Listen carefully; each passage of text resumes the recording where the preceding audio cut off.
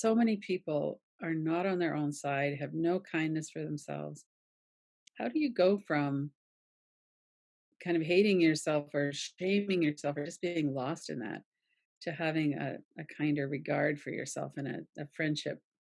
So on the first level, when we're traumatized, we have these behavioral responses.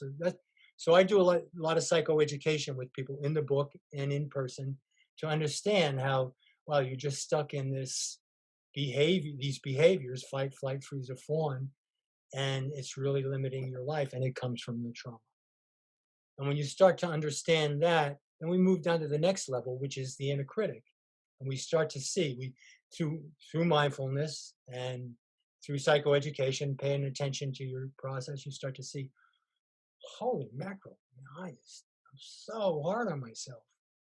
The word I like to use for these days is uh, I only notice myself in a negative way. I have two processes going on here.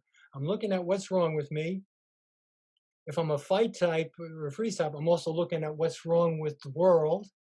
And that's Mhm. all I see, total negative noticing. And then I expand that into myself, noticing myself in a negative way. Um, and then the other key process is endangerment. I'm just drasticizing and catastrophizing, hypochondriacizing about all the terrible things that are going to happen to me, which reflected all the terrible things that did happen to you as a child, but projecting them on people that, aren't dangerous. So a lot of psychoeducation around this process. I have in the chapter 9, it's called Shrinking the Inner Critic, and it looks at 14 different ways the inner critic, like our parents, attack us with perfectionism, with time urgency, with drasticizing, with catastrophizing.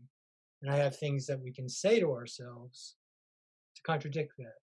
So, on working on this cognitive level, it's first understanding how we're ruled by this terrible perfectionism and negative noticing, and shifting to a more positive perspective of ourselves.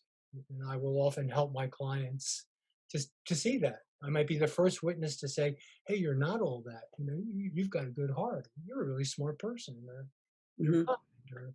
And look at the things you've told me about that you've accomplished. You Right. call yourself stupid. You got a PhD. I mean, how could that be? You call yourself ugly. You look attractive to me. Mhm. That kind of thing.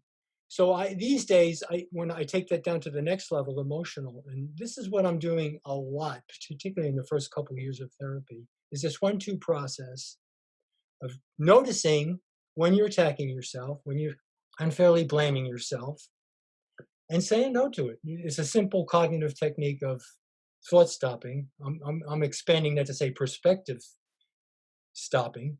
You're stuck in the same perspective your parents had of you, always negative. And any part of you mad about that? I mean, what if you went back in time and you were 2 and you saw your parents doing that to you? Or if you had your kid or somebody's doing that to them, wouldn't you feel mad? Wouldn't you want to say, no, stop that, don't do that, don't talk to me that way? And, gradually trying to reconnect the person with their healthy anger, the instinct of self protection.